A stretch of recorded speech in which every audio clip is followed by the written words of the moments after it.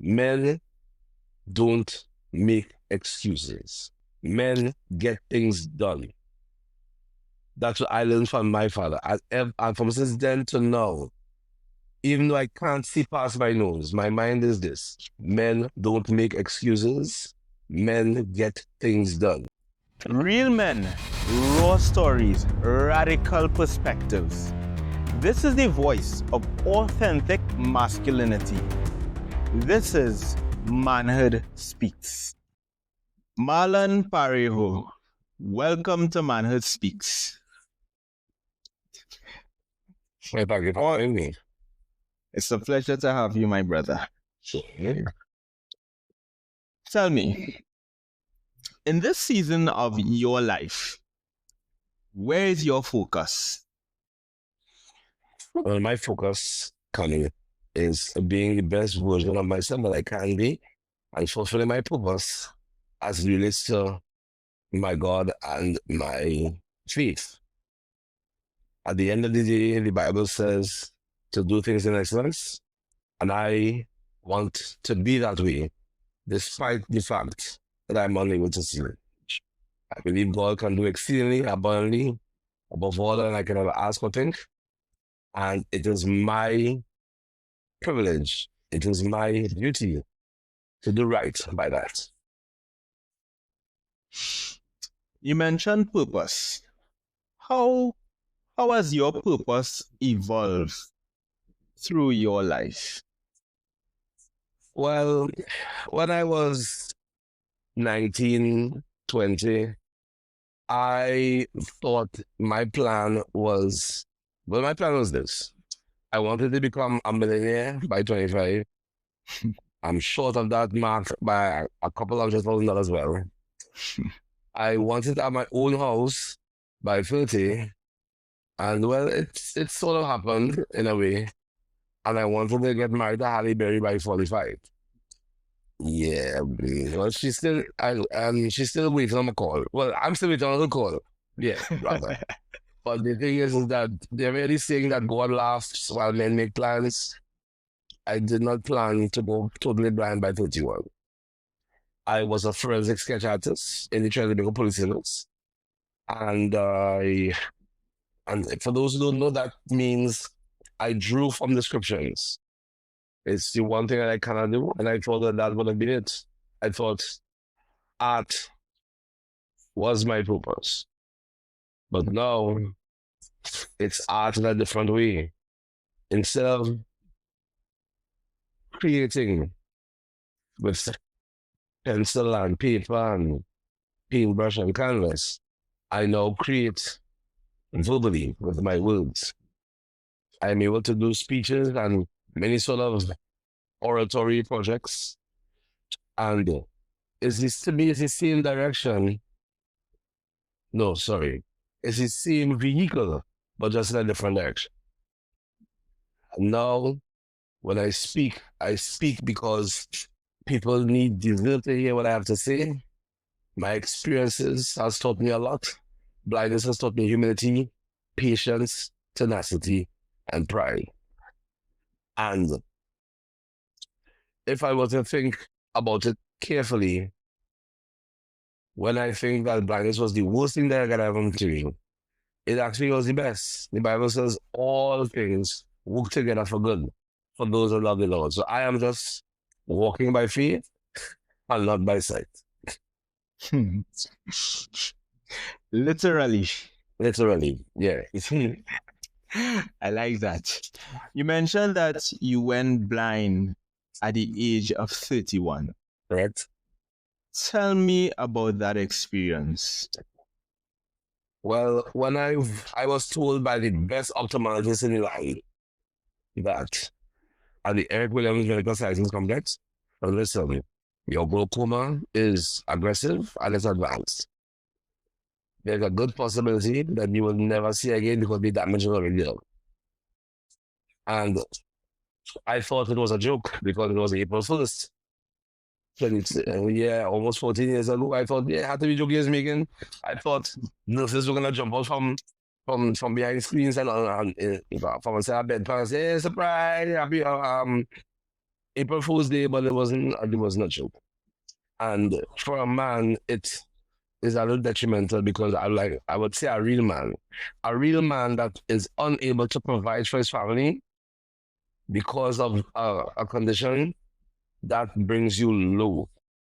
That's the first thing I was thinking about. I wasn't even thinking about me. I was thinking about how am I going to work? How am I going to provide for my family? That time my second daughter was born. And I tell you, it was a struggle for a month. I was depressed. You wouldn't have liked to see me a month after blindness. I was a total mess, pushing away everybody. Don't want to talk to anybody. Tell everybody, you know what I'm going through. But the funny thing is that I was complaining and nobody wanted to talk to me. But I'm pushing away people. Crazy, huh? Yeah, really crazy. You're pushing away people, and then you see that nobody will talk to me when leave me alone, and this and that, but they come in and say, leave me alone. And I always say, well, I learned from then that a disability is a problem, but it's not the problem. You know, the real problem is, ignorance. That is the real problem.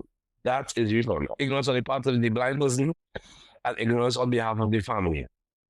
Because nobody knows what to do. You understand? I don't think there's a how to be blind guide. And even if there were, people wouldn't think that because it's like, good man, nothing will happen to me until it does. So these are the things that happen and you have to learn. But I also learned that the faster you adjust, the faster you adapt, the faster you learn, the better it is for you. When I went to work, I used to ask somebody to write my reports for me. And it was a challenge because that person had to write my reports, plus do their reports. And then a colleague of mine told me, listen, why you don't go blind welfare? And I said, do go blind welfare for what, to make baskets? See again, ignorance. I did not know. I only thought that blind welfare only had people who made baskets, not knowing that blind person, well, he told me at the time that when you can learn to use your computer, and I go, those options now. Blind people can use computer, blind people can use phone, blind people can use the toilet properly, you take them off the computer. And I went there just to prove him wrong. Only to realize that I was going to be proved wrong. I met a wonderful young lady named General Ramdas, and she was typing, but I was hearing letters at breakneck speed, blah, blah, blah, blah, blah. And I asked her, listen, are you typing? She said, yes. Are you blind or you can see? She said, I'm blind. And that was enough for me. Because if she could do it, I could do it. Now, who uses more computer than me? I'm on my computer right now, navigating this particular application. And not just that, educate. That's the only way you encounter you crush ignorance with education.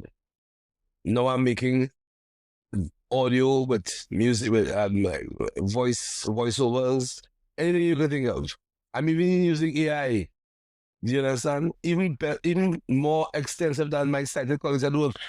So at the end of the day, it's all about educating yourself, but anchoring yourself in the knowledge that you are not alone in this thing. Even if it's you and God alone, and that is more than enough. What was your concept or belief about manhood before your blindness? My concept was inadvertently taught to me by my father. I remember when I was very young, my father got retrenched, even though I did not know what the word retrenched actually meant. And my mother decided that she was going to sell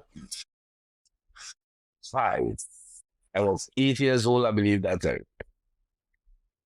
And I remember my mother, she bought pies from the local bakery. And she walked the length and breadth of my village. Not one was sold, not one. And I remember her coming home crying. I remember my father, I think he was watching something else. Those are the days at TV, one station. I don't know if anybody old enough to remember those days, one station. And my father said, Missy used to call her Miss Monica. I don't know why he said he used to call her Day or Honey. That's just how he was. Miss Monica, let me get a basket coming back. My father went and probably came back about 4 hours after. He came back with every single pie sold. Wow. He put on the money, he sit down, take off his shirt, and went back watching the TV. And from there, I learned men don't make excuses. Men get things done. That's what I learned from my father. And from since then to now, even though I can't see past my nose, my mind is this: men don't make excuses. Men get things done. It may be old-fashioned, but that's how I think about it. You're married, your wife comes with this XYZ, so is the case. The only person you get to ask counsel from is God himself. And God can do anything. Do you understand? Your wife can complain, the children can complain, but not you. You decide to put woman in the house. You decide to have children. That is your responsibility. Now, yes, it will be, sometimes it will be difficult and you need assistance. Yes, of course.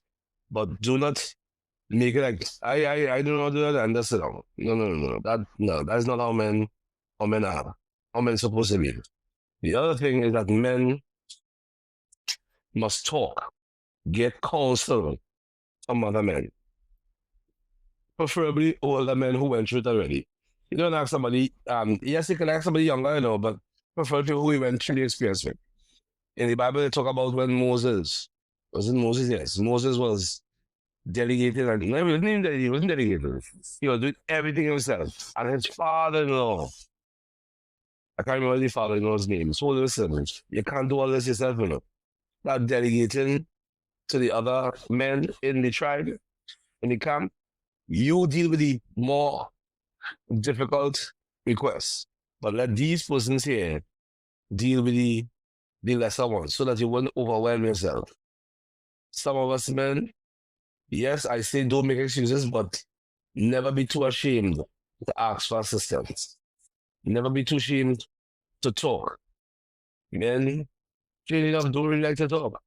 Women do all the talking for both of us, but men don't like to talk, and that's not a good way to be. So, to wrap up, one, don't make excuses, get things done, and ask for help where it is necessary. But don't just sit down there and feel sorry for yourself and not do anything. It will not help you. It definitely not help your family.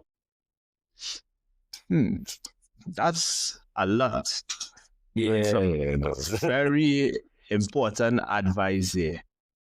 That men don't make excuses. Mm-hmm. We are living in a society that is, we are surrounded by social media and everything is on social media. Yeah. And people take a lot of guidance and advice from social media. Mm.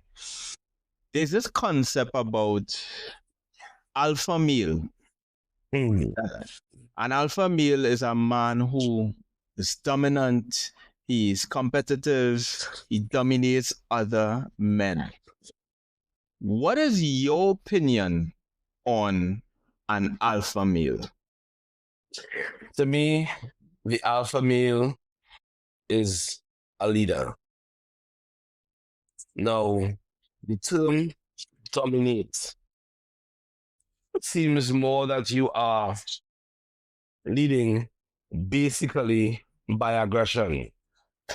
No, to me, that's an alpha male in animals, not people. Once you could master yourself, and then you can input the way you do that in others, that makes you the leader, that makes you the alpha male. Trying to make a police service. And I always say that the service has a lot of ranks, but not enough leaders. And I ask myself sometimes, and it happens a lot of times when the police officer retires, they can't lead anybody out of a paper bag because they use the rank to lead. If you need a rank to lead, does that mean when you retire, you're not a leader anymore? And if that is the case, then maybe you weren't a leader in the first place. Sometimes somebody can walk into a room and know who is leader, even though the person who is leading is not necessarily in charge. I believe a leader is someone who motivates, inspires, and in some cases nurtures, teaches, monitors, guides. And if you can lead in one organization, you can lead in any organization because the concept is the same. You cause persons to feel, in your team, to feel motivated and inspired to meet the objective. And you have you to lead them anywhere you go. And if it is you can do that and inspire anywhere you go, any organization, then that means you're a hell of a fella, you know. Because no matter where you go, that particular department thrives and is successful. So if you're in a company and they put you in one team, the team may not be performing, and because of your influence, they perform. Then they move it to another team. Same thing. No matter where you go, that, in my opinion, is the alpha male.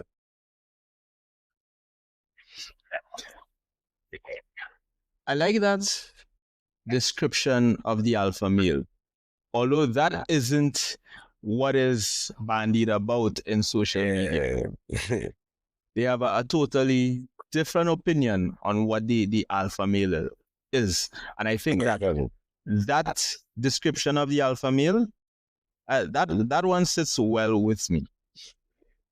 I want to go back to your challenge, your disability, Right. in terms of your blindness. Mhm. What was the emotions that came up when you became totally blind? Wow. That's a cycle. So, the first emotion was denial. This can't be happening to me. I'm a police officer in the Chandler police service. I can't be blind. You know, people I give tickets. You understand? Blind. You What if I was one of those persons? It is quite possible. You understand? Because I mean, this is what you're taught when you come out, when you get out there and say no pass out. You are taught, listen, the area which you are patrolling is yours. Everybody is just passing, you know. So I considered my beat and patrol, my area in the Quasi there. That was my area. And not to say that you were there to demean or embarrass anybody, you know. The rule of law must be upheld. So there was a time a man he had his car parked right on the only no parking sign, and he was selling slippers. And I told him, I said, boss, you're parked. And he said, by our custom legal for a long time, as well you're accustomed to doing the wrong thing. You need to move your vehicle. Yeah, so denial was one thing, because I mean with the job there's a lot of pride. In some cases you may think haughtiness. I mean, lock up real people, so you're in denial. Then the second thing is fear. Yeah, the Bible says that I did not give you a spirit of fear. You understand? So what are you doing then? And I also read in a book, there's a book called Who Moved My Cheese? The fear in your mind is more dangerous than what actually exists. I was afraid of persons who I arrested that they would gang up on me, find me, beat me up, embarrassment, all those things. But in the 14 years that I've been blind, 5 persons who I arrested had me considered already. Wow. So I was afraid of things that did not even exist. You know, that embarrassment, ashamed. When my father, I mean, he's passed now, but when he used to carry me to work, I would sit on the front seat and pull the hoodie over my face. I didn't want anybody to see my face. Because I told myself, listen, all this thing here, all this, you're trying to do direct traffic in Sour, you don't want anybody to see you. And even sometimes when I decided, listen, I couldn't care less. I've been going home, and you hear people whispering, and he was a police, and he was a police. It doesn't bother me anymore. So it's denial, fear. And after a while, I started to shed that fear because if people are pointing at me and snickering, no, I'm not seeing them. So why should it bother me? Do you understand? I went through hunger. Why? Why? Why? Why me? I mean, it has some people who they're killers, rapists, bandits, all these things. I am the one going down. What kind of madness is this? And I was upset with everybody, God, man, beast, child, everything. Just upset. Upset, upset, upset. And from there, it devolved into depression. I would just sit down there, not do anything, staring into the darkness, as it were. So in a corner, sometimes my wife would leave me sitting in one spot on the bed. And 8 hours after, she'd come back home and meet me in the same spot. Meet me in the same spot. Pushing everybody away. You want anything to eat? No, I don't want anything to eat. Little did I know, long time after, I would find out from my wife that I was lying down asleep and she was lying down asleep next to me crying. I did not know that. You see, what happens with depression is that you only pay attention to yourself, not anybody else. I'll tell anybody, any man who has a disability, yes, you're going through stuff, but the people who love you are going through stuff with you. They have to watch you go through it. And it is just as hurtful, just as heartbreaking as the person going through the disability themselves. But after that, I mean, I remember praying to God. Say, God, if you make me see that, you start making deals after a while. If you make me see, I'll do this. If you make me see, I'll do that. And I remember I was praying at the time and I said, listen, say, God, if you call me to see again, I will accept all the plans I have for you. For me, all the plans you have for me, I'll accept it. Please. And then I heard a little voice, very almost a whisper. And the voice was this: Daddy, move from the door now, I want to pee. But then I heard another voice. And the voice said, my plans for you involve you being blind. And from there, I decided I was going to accept it. And 14 years later, there is nothing, absolutely nothing that I cannot do through Christ. And I was promoted blind as a bat in front of almost 2,000 individuals. I was promoted. Got up, made my way to the lectern, collected my receipts, collected my chevrons, and walked away. People were shocked. People were some people were upset. But at the end of the day, no, there were some people who thought, well, listen, I have all my sons, how come he get promoted in front of me? But they don't know what I did in order to get to that point. You see, as a person with disability in a workplace where there are persons without disabilities, you have to work twice as hard for half the respect of a regular person. I have to work 4 times as hard, doing things on my own. You understand? When people expect, well, how come you don't get them to drop you to work? No, I travel to work and back every single day I have to go. You understand? When there's a duty to be held, I am the last person to leave. And when people say, well, listen, how come you know? I am the corporal in charge. Whether I'm blind or not is irrelevant. I'm supposed to be the first one here and the last one out. That's how I know it to be. So I went through 5 stages: denial, fear, anger, depression, and finally acceptance. And maybe a 6th one, from acceptance to excelling, because I don't just cope with blindness. I excel in spite of it and because of it. I do. Wow.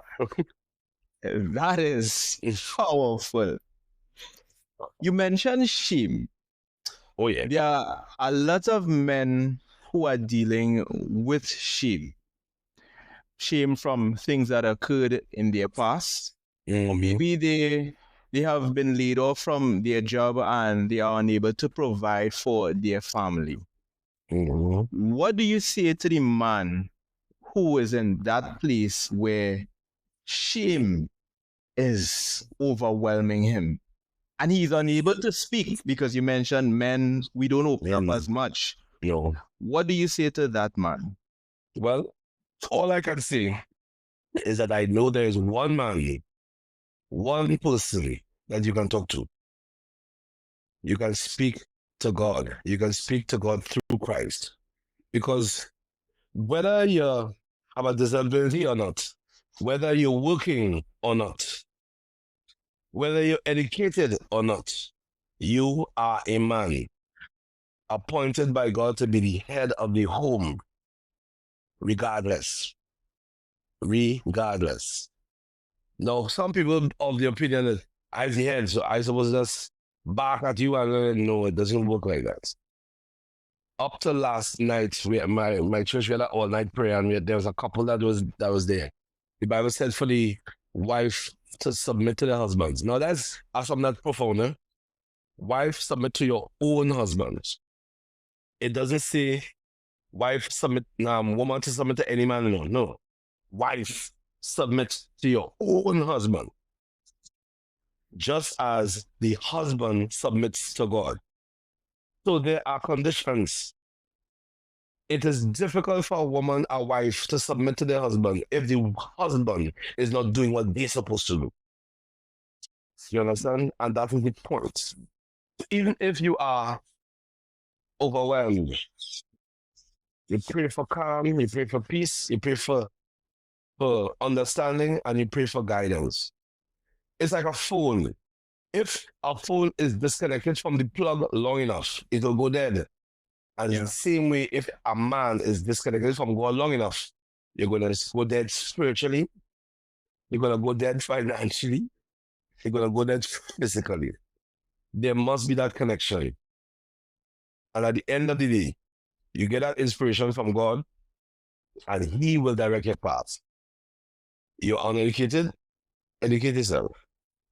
You're unemployed, don't just sit there and say, woe is me, and they don't like me, and it's because I'm black. And no. You go and you go and you go. Sometimes these things happen so that you will be able to input into somebody.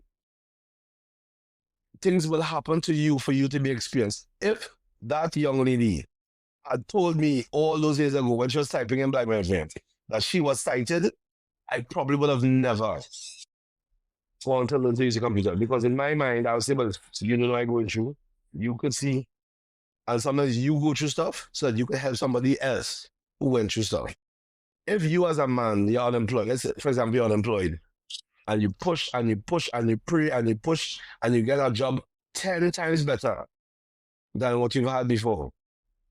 And guess what? Some young boy walk up to you and say, somebody who you know will say, listen, this life's frustrating, you know. I lost my work just so, boy. You know what that means? You know, Professor, that was like, I went through the same thing too. Let me show you what I did. And the same way, today, tomorrow, a blind person comes up to me and says, you know what I'm going through? I'm like, of course I do. Let me show you what I did. Well, I remember there was a time my wife, she's a nurse, and the nurses go to an exam called the nurses counseling examination. Yeah. She did it the first time and she failed, and she was in an utter mess, because you cannot be a practicing registered nurse without passing that exam. I know she was really, really depressed, and I said, listen, you will be surprised that you went through this for a reason or purpose. We didn't know what it was then, but you know now. How much years after, with my second daughter, she passed the exam. She passed the exam. And she's a profoundly experienced, qualified, motivational nurse. And guess what? At the time she came over, she said, Marlon, there was a student nurse who came to the hospital. Now, she had my wife now has a reputation in the hospital. Very good reputation. A nurse panel. And the lady, the student nurse told her, listen, boy, I feel I have to go and work in KFC or some store because I didn't pass the exam. And Mario told her, I didn't pass the first time either. And everybody was in shock. You didn't pass? You? And then when she came and told me that, I said, no, we know after 10 years, the reason why you failed the first time. Because if she is so good at her job, and somebody who reveres her as a qualified expert nurse and she tells you that she feels the first time too, that is what inspired her to go back again. So sometimes things may happen to you, but it's for your experience that you can pour in to somebody else. We as men have to start pouring into each other, you know. And stop this nonsense about being manly mean that you're going it alone. And I don't think, but no, that's nonsense. Nonsense. That's leave those things for animals, please. Like lion and tigers and those things here. Why are we equating with animals? They are basically alone and they have to fight and fight and fight. And I'll tell some of that family that they're professing on social media. When a male, like a lion, attacks the male in a pride, you know that after he kills the male lion and takes over the pride, all the male cubs, he kills them all. Yeah. Because he don't want any male cub to come up on top of him. Is that what he wants for human beings now? You understand? That alpha male concept from animals is totally ridiculous.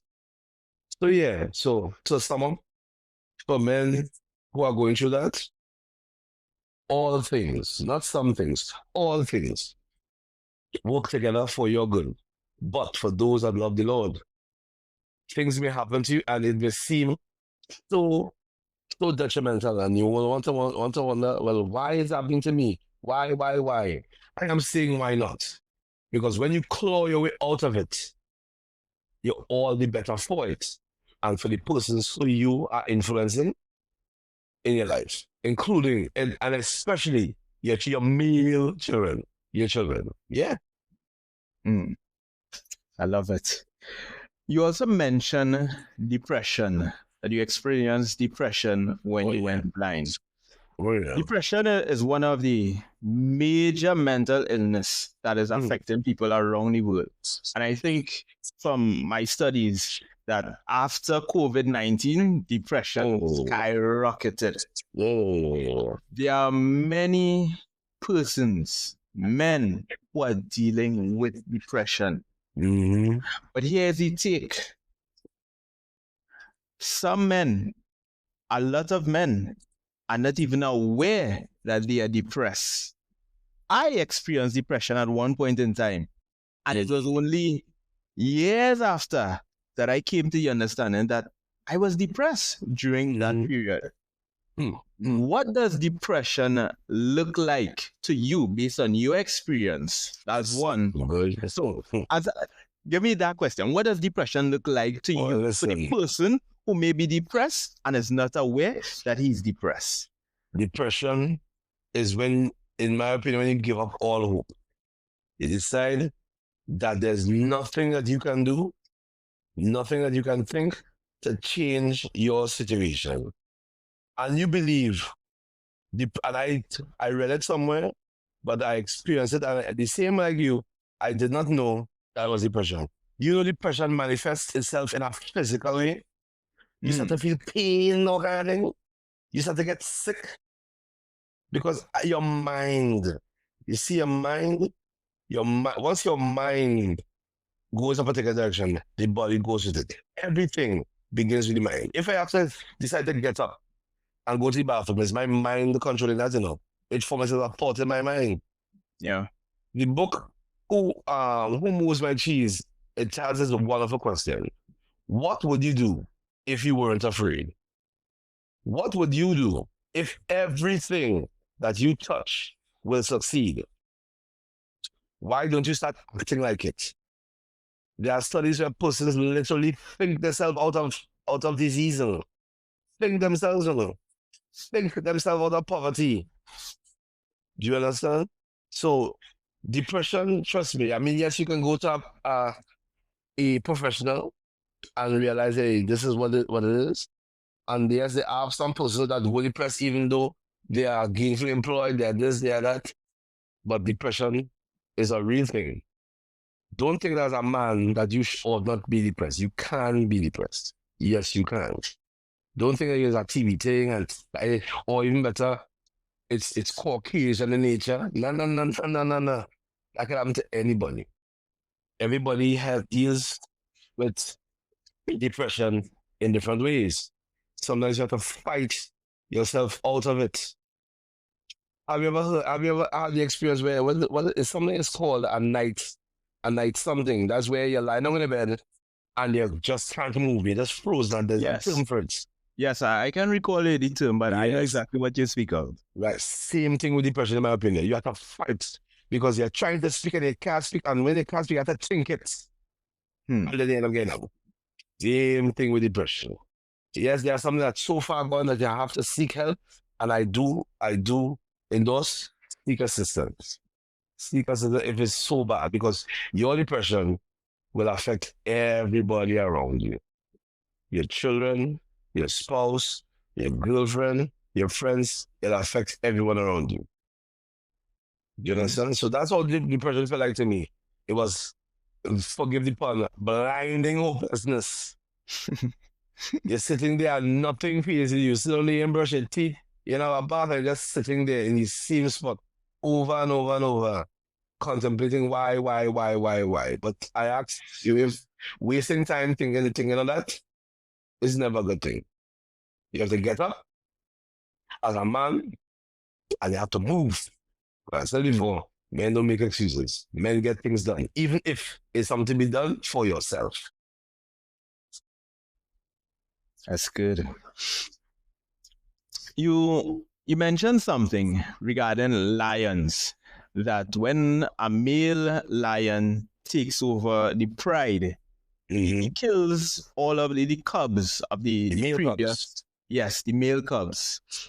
So I saw a documentary called Marlon, and this was a bunch of lions. Well, six lions, six brothers. Right. And they controlled a vast area in Africa. Yeah. It was like one of the biggest area that they control, or lions control, a group of lions control. And that speaks to brotherhood. So on one end, we have that alpha male lion who kills the male cubs of the previous lion. But we have these group of male lions who are working together to achieve an end. Yeah. What are your thoughts on male brotherhood? The Bible says, behold how good and how pleasant it is for brethren to dwell together in unity. If there's one man doing something, that's good. Two men doing something, even better. The more, the merrier. You see, there's this concept about manhood that is very thwarted. In my church, there's not many men. And I'm sure it happens in many churches where there are not many men. And that's because there's this narrative that praying and praising God and singing and worshiping the King of Kings and Lord of Lords is somehow a feminine thing. That's why there are more women than men in churches. But trust me, that is a plan of the enemy. You see, if, let's say you are married, when a man prays and the woman agrees, there is absolutely nothing you can't accomplish. That is why the enemy wants to separate, wants to cause discord, wants to cause divorce, because he's afraid of that. There was a time, just this year, because let's say we have at least 8 men in the church, 8 fathers, 8 working men. The others are like young men, 16, 17, so not of working age. And we say, listen, every year, the women outdo us with respect to Mother's Father's Day. So think about it this way, 8 men, 60 women.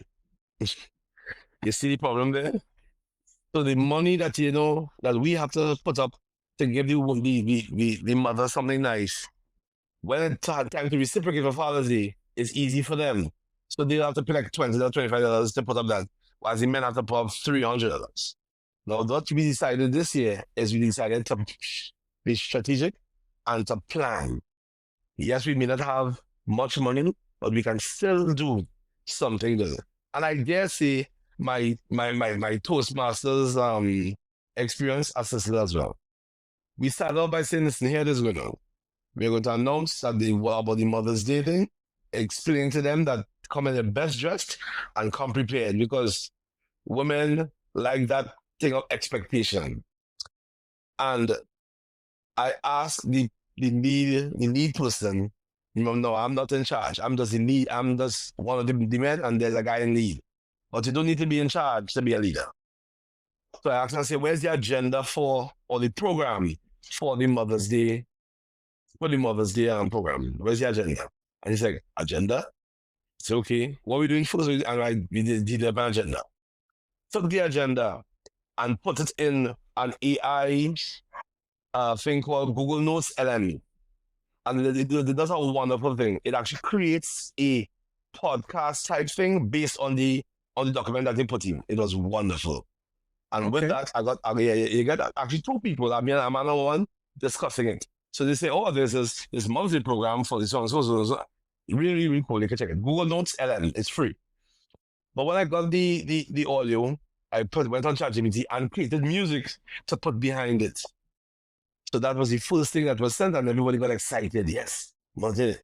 Then we hadn't much money, so we got plans for every mother, because one of the superpowers of a mother is to nurture, to care for, and so on. So everybody got a plant. But then we said, hey, you know what we could do? When the mother walks in, you have a certain section where the mothers go to take a picture. So they walk inside, they get a glass of non-alcoholic champagne, and they stand there with the usher, because the ushers were little boys, and I could only imagine how cute they looked.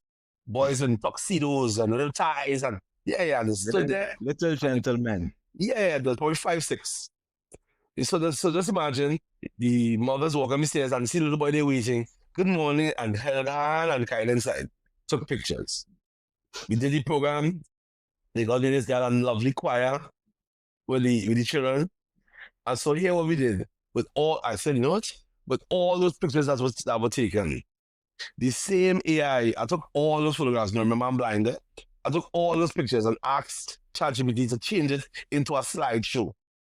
So I take all the pictures and put it in a slideshow. Then I took the song, the choir song, and put it in the background. So after the meeting, after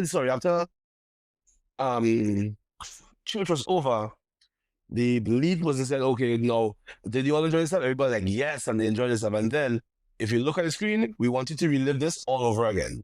And actually show the slideshow of the pictures of the women with the music in the background.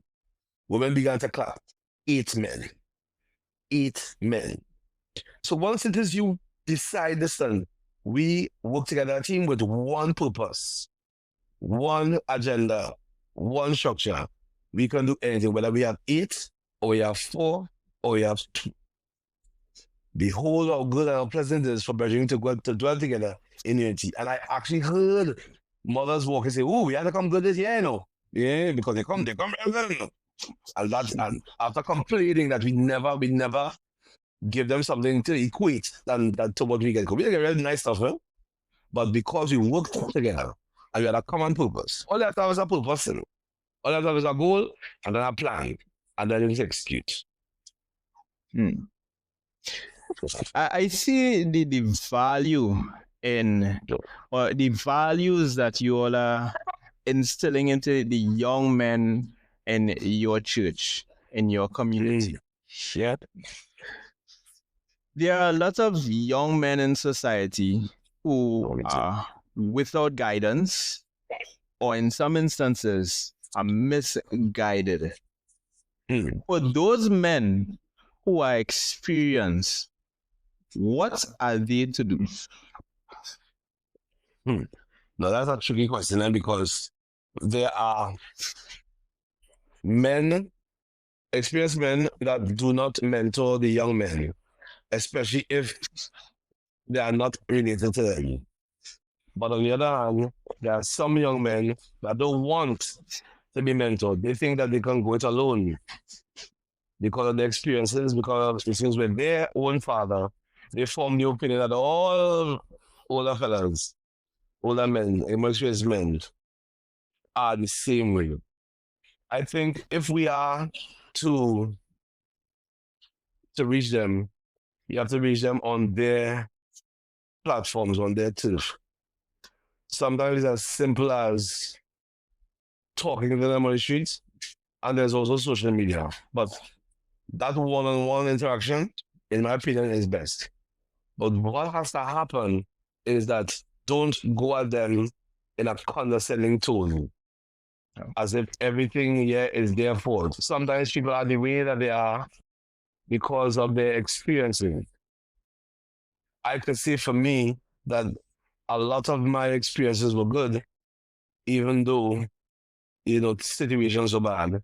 Because I had men, I had my father to a point, my uncle to a point, my teachers, and so on. For men who were the subject to Singapore-only mother and those things, find a mentor. Find a mentor that you can speak to. I'm sure there's at least one person in your area that you can speak to, that you can emulate. Yeah? And the older men, try your best to mentor the younger ones. Sometimes it's as simple as seeing, for example, you see a guy sitting on the block. It happens in my area. They will sit there every day asking passers-by for a cigarette, for a beer, for this, for that. And they do the same thing the next day. And the same thing the next day. And the same thing the next day. So you have to ask yourself, is this really progressive? Does this work? So you, as the older person, you have to walk up to them and walk with something. You can walk with a drink. I say, hey, where you going? You all right? I want to talk to you. You mind? I say, hold this here. And when you go at them like that, rather than, listen, and you go, I go for nothing. I want to help you, I can help you. No. There's more than likely that they will reject and they rebel. Here, what I've noticed with people, they don't like to be told that they are wrong, especially when they are wrong. So the objective is this. Do you want to have an argument, or do you want to help the person? And if it's the latter, how exactly are you going to help that person? If you were them, would you appreciate being approached like that? Because especially men in this generation, they are quick to be offended. And those who are quick to be offended, they are those that escalate into violence. And that's one of the problems in society now. You offend me, and rather than talk it out, violence. But there's a Chinese proverb that says, he who throws the first punch has admitted to losing the debate. Anytime you resort to fighting, then that means you cannot hold a proper conversation and come to a resolution. So the only recourse you have is violence. So to sum up, young men to understand what they want, identify who they need to talk to in order to get it, and get it done. The older men needs to locate person that they believe needs that assistance and offer it in the most humane and compassionate way possible, so that you don't have offenses, you don't have friction, and so on, because you're all human beings, and most of us are shaped by our experiences.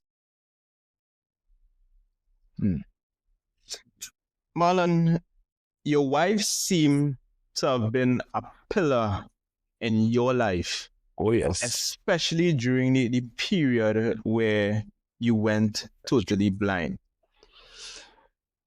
What are your thoughts when it comes to the opposite sex and support of masculinity and manhood? And I ask that question based on the backdrop of all of this debates and back and forth going between the two genders and all of these issues that is coming up. What are your thoughts when it comes to a woman and her support of manhood and masculinity? Now, the woman's support is not only supportive, not only accessible, but critical. Mm. Because, yes, the man has his role in the house, but the woman supports him, meaning that they are the one to pray for him, they are the one to inspire him, they are the one to motivate him. You know how it is for a husband to come home from work, and let's just say he goes through the experience where he's being degraded, he's being beaten down, he's being discriminated against, and to come home and be the same thing from his own wife, that is enough to spiral a man into depression.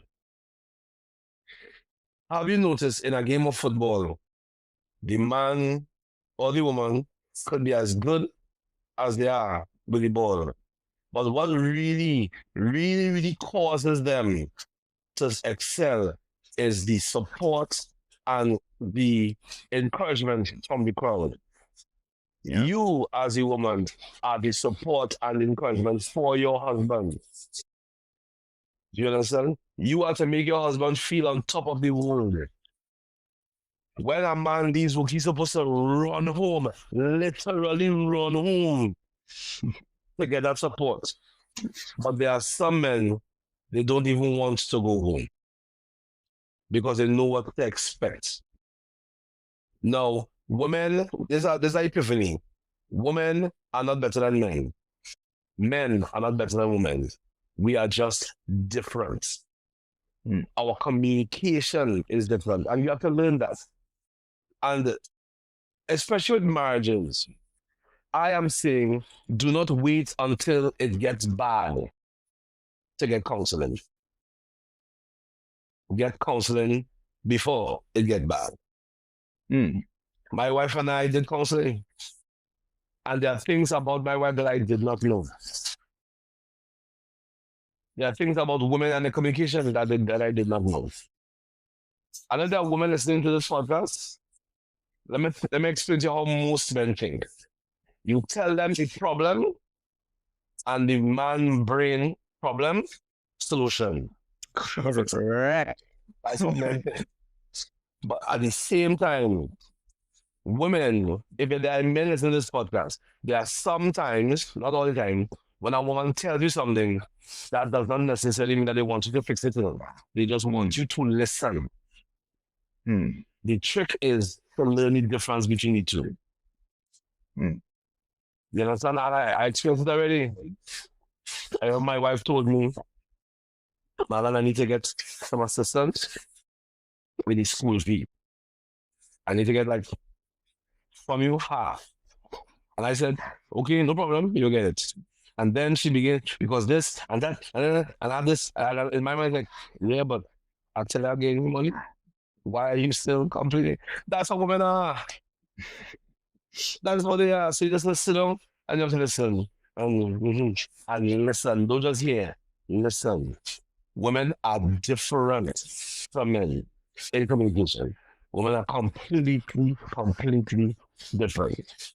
And that's the way God made us. So that is why if you have two men in a household, and let's just say I want to figure that they are in a situation which was meant to be male-female situation. Now we have two men that think in the same way. Problem, solution. Then that will be issues. You know why? Because when a woman thinks a particular situation, it branches out into many different areas. Men don't have that ability.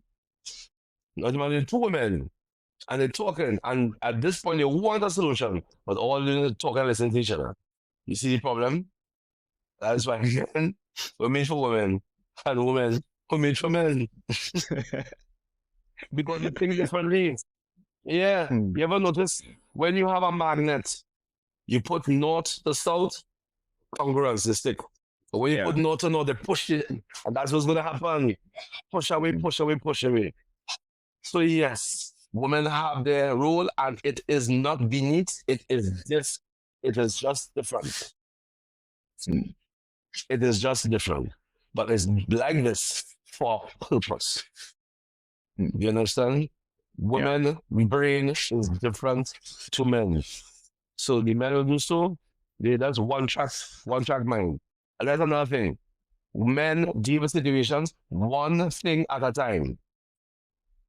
You tell me this, okay? We talking about this. Right, next thing. We talking about that. Right, next thing. Yeah, we talking about that. Women have a tendency to start here, go around the savannah, go up the highway, and then come back. And you're now totally confused. So that is where you have to have that midpoint. The wife, here was happening. My brain can't, it doesn't work like yours. I need for you to deal with one event at a time. My brain doesn't work like yours. Sometimes it may sound funny, eh? But you have to pull a flip chart, and this is you, this is you, this is you, this is you. Okay. Then, so that doesn't we decide this, what you're doing? Okay, cool. Next item. And we put aside money first, next item, and so on. And once both people knows each other's strengths and weaknesses, then you know what we have? An actual marriage. Not a wedding. A wedding is one day, but the actual marriage. Wow. But honestly, I'm sitting here laughing. And you know why? Yeah, it's different. I experienced this with my wife. I've only been married just about 2 years. And I would be having a conversation with my wife. And I'm talking about A and B. No, I'm talking about A. And she's telling me about D and G and F and Z. And I'm like, babe, we complete this one and then move to the next one. I literally got a whiteboard. I said, babe, when we have an issue, we'll go on the board and we'll write one by one. Yeah. One by one. Because I can't deal with it. Exactly. Your brain makes so it's No. so their own different. You understand? We're not laughing not because that it is somehow beneath us. No. No. It is simply different. Yes. Different. That is it. Different. That is all. And if you keep studying my way versus her way, rather than come together and work out our way, then your marriage is doomed to fail. I think this is such an important conversation. If more men could understand how women think, and women also understand how we think, and we can find that middle ground, as you said, things would be nice. much easier. Oh, yeah. Marlon, when was the last time you cried? The last time I cried was 14 years ago. Wow. I wept bitterly. That's after I was told that I would never say again. And they're standing up there, the tears welling up, and they're studying. I wonder if they've seen me, boy. Yeah, but you see, sometimes you have to do that. Even if you have to go in your room and lay it out, and then get up, dust yourself up, and get it done. Get it done. Women cry all the time because they are more in tune with their emotions.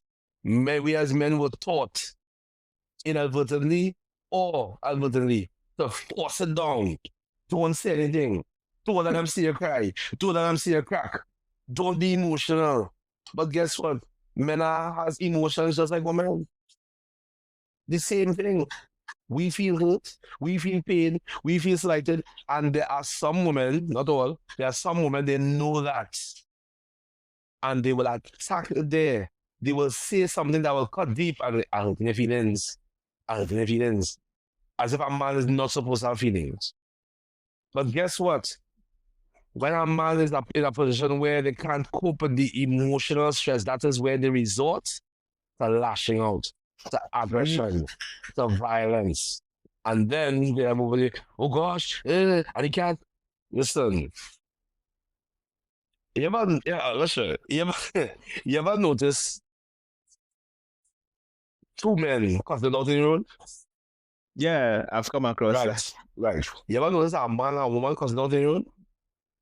Yeah, Man, that's cut deep, you know. yeah, it does. Well, it's Just go cut straight for the jugular, you know. Straight for the jugular. Yeah, Either your sexual prowess, your ability to provide, your job spec, this and that, your physical stature, because these are things that men value to a point. Your ability to provide. Now, when a man is stripped of his ability to provide, when a man is stripped of his ability to procreate, these are the things that just bring you low, you know. Better hit my big soon. I will take that. But see that? Doesn't matter. And some women use it as weapons. You use it as weapons. So you have boys growing up that are growing up in the wrong way because they're not paying attention to their position, their appointed position as a man in the house. And then now they go and they marry somebody to stress them out because they never learned how to be a man. They never learned that men don't make excuses. They never learned that men get things done.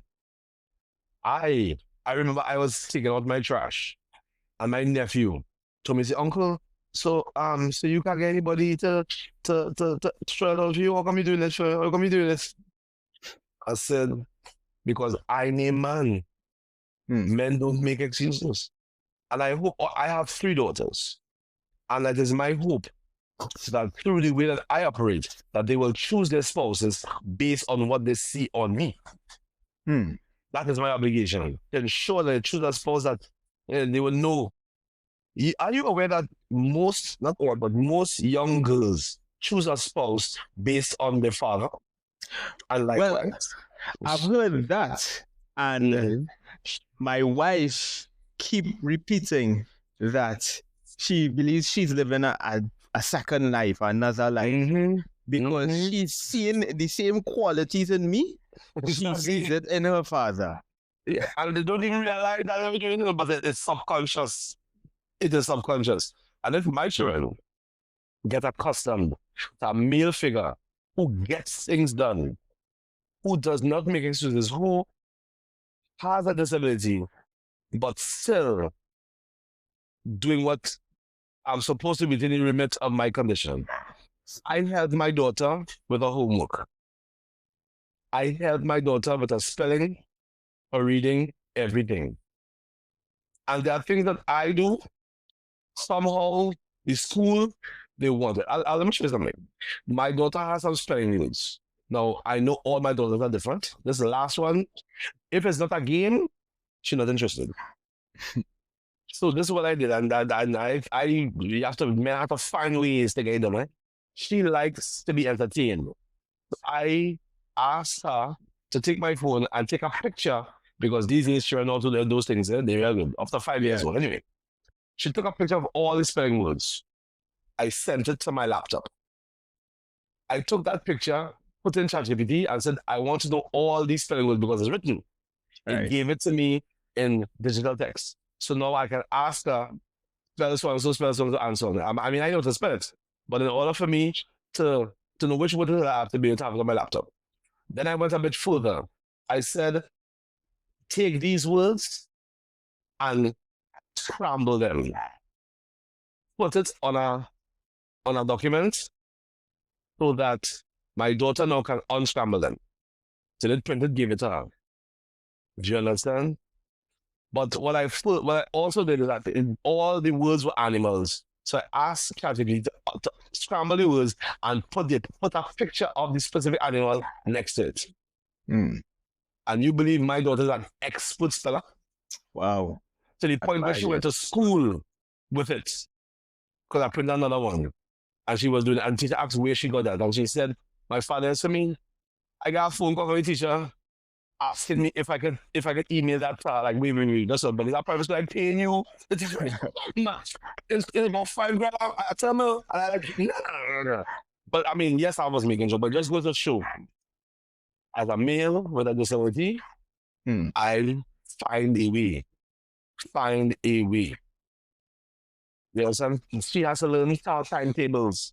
And she is in tune with, and I started to speak with her. My wife don't teach my children timetable, I don't do it. I do it. I mean, my other daughter who's most convent, she is some heavy stuff. And I say, see that now, I get the beast and I didn't that. But the good thing about it, I am in my children's life. And for the men, if you think sending money is enough, you are sorely mistaken. Because if you are just sending money and you're not in the life, you know, a pet, an animal, you're just paying for food and whatever. But you have to be in the life. I make it my habit to walk with, like when my second daughter, she travels to and I make it my habit to travel down with her. Now, in her mind, she getting the same $5 because if I travel down, I'll pay for the 1 million. Of course. She I got $5. But it's for me to travel down and listen when they speak. When a child realizes that they are saying and you're listening, they'll stop. They don't say anything again. They'll be in the room, they'll be in the tab, and they're talking to you. But when you see you engage them in conversation, because I want to know all my daughter's business, I want to know who her friends are, I want to know what her friends doing, all that I want to know, because it is my obligation to protect my children from what I believe would harm them later on. Yeah.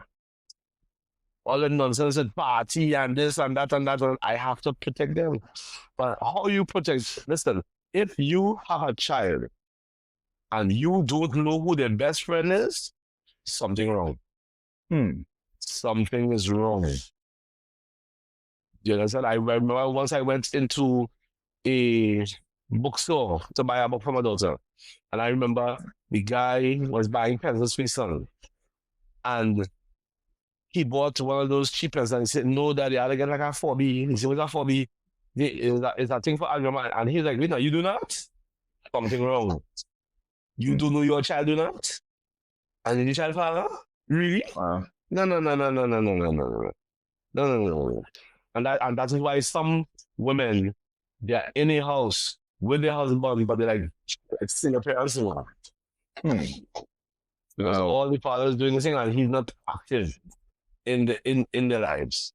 It is dangerous because guess what? Your son is gonna grow up to be the same way because they're watching, daddy, I am a product of how my father was all those years ago. Well, at least the best parts of him. And the same way your son is gonna either one, become an exact carbon copy of you, or your daughter is gonna get a mate exactly like you, whether that's consciously or unconsciously. As a father, I cried my daughter, my daughter's first date was me, you know. That was my daughter's first date. Yeah. You understand? I carried her, I think I carried her to this place, what's the name? It's right by our upstairs iMac. Oh gosh. Gem Stones. I see the people sit down and they have recliners and they give you like pasta and you press a button and some waiters come take your order and you're watching the movie. When I was done, after my daughter say everything he enjoys that, say yes, daddy. You feel safe, you feel anything? It's like, no, why would I do that? I say, okay, but listen to me carefully. You see this? This is the standard, eh? This is the standard. Yeah. You understand? Because if it is a man wants to make an impression on a date, they have to go big. No, me, I ain't knocking KFC, but gosh, man. I carry KFC for full day. Come on, man. You could do better than that. Yeah, man. I tell you, I'm with me, you know. I remember I went to KFC and asked the lady, I said, excuse, I want to carry my girlfriend on a date. What tournament do you suggest? And then they tell me, what are you doing here? And she walking here saying, what are you doing here? Go somewhere else, please. Don't bring no woman here. No. So that's after, you know, you're there and yeah, to get your inexperience. Yeah. You want to get somebody starting going here? See, yeah, nothing wrong with that. but you make an impression because as male, you are showing the person I am a viable candidate for intimacy, Yeah. right? And they at the same time, they are wondering if you, as a woman, are a viable candidate for intimacy. You know, when I realized what's right? I remember that was in 2001. In 2001, $400 was a lot of money, yeah? Yeah. For those who don't know, that's plenty money. And I gave her my then girlfriend money. She said, "What's wrong?" I said, "That's for you." She said, "I buy things for the apartment." I'm like, "No, like I buy things for you." She said, "Like I buy clothes?" I'm like, "Yeah." She said, "Okay, cool. You're coming?" I know, working there. I one thing I do, walking man, because she'll walk the whole apartment speed. And I come Yeah. back the first store she went to. You understand? So she came back, she was visiting. She came back and she started to model the clothes what she bought. I said, "Wonderful, nice, very nice, very nice." And then she do so and she drop a bag on me, "Your turn." I said, "It's my turn." She said, "Well, I got a pants and I should show you one time." I Wow. said, "So wait. I give you money to buy clothes for you. And you buy clothes for me?" I said, "You go ahead, I'm gonna marry you. You go ahead." And I know I told my mother, so you know she tell me, "And my yeah, my shit." Wow. Don't let you know, you see, that's the whole point. It's not about how slim you are and how curvy you are and how your clothes fit you and how you have listen, is once you can provide, that is, in my opinion, that is woman. Hmm. Woman could take something, real woman could take something small and make a big thing, you know. A real woman could take half of flour, some peas, and make a feast, you know. Yeah. Real woman could do that, you know. Hmm. Wow. You know, so yeah. Marlon, Mm-hmm. based on your personal experience, what message would you give to the man who is struggling and listening to you at this moment? Hmm. Well, firstly, foremostly, seek the Lord. Seek ye first the kingdom of God and all its righteousness, and all things will be added unto you. You see, once you can be a whole person in yourself and with the assistance of God, then you are in a very, very good place. I'll tell you one thing that women share with all any female species of anything, whether they know it or not. They want a male person that can provide, that can protect, and that the offspring will also be of the same stature. If you look at cats or dogs, the reason why the female mates with the alpha male simply because in that dog's mind, this person is going to make, in this dog, is going to have, I'm going to have strong offspring based on this alpha male. That is why there are some dogs, if the female is calling, she will attack other dogs that attempt to mate with her because I mean, no, not you, not you, not you. And it is the same way with women. They'll watch and they'll say, "Ah, yes, this person, yes, he's good looking, yes, he that." But strange enough, women tend to mature a little faster and they're thinking 5 years down the road, 10 years down the road. Men, on the other hand, will watch a woman, oh, she's pretty boy. And that is good enough apparently. They're supposed to reach a stage of maturity that you are the sum total of what God has brought you here for. Educate yourself, but at the same time, make sure that you have certain values that you now can pass on to the next generation. The reason why some young men are the way that they are because it was passed on from father to son, whether openly or unintentionally. And yes, you may have gone through that same thing, and it is easy to blame everybody else. But it's the right thing to do right by yourself and change the narrative. Mm. No, I tell you the good things about my father, but you might said that is the one thing I took from him. Other than that part, being honest, he was not a very nice person. And as cancer took his body, he got worse and worse and worse. But I made a decision that listen, I'm gonna remember the good parts. I'm gonna take with me the good parts. So it is easy to blame your father. It is easy to blame other persons, but it's the right thing to change the narrative for your life. So what are you going to do? Are you going to do what's easy, or are you going to do what's right? Marlon, it was a pleasure having you on Manhood Speaks. This was an epic conversation. Thank you so much for having me, and I do hope that what I said encourages and empowers men, to be real men, not the version of men that social media and other persons profess to be a man. Thank you. All right. I just want to say thank you for checking out the entire episode. Manhood Speaks is a space where regular men like you get to share their experiences so that they can inspire other men. If you wish to be a guest on this show, just send me an email at manhoodspeakspodcast@gmail.com. And I want to ask you to consider subscribing. When you subscribe, you are not just simply subscribing to another YouTube channel. You are becoming a part of a revolution. You are joining a community of brothers, men who are redefining what it means to be a man in modern society today. So subscribe, and I will see you in the next interview.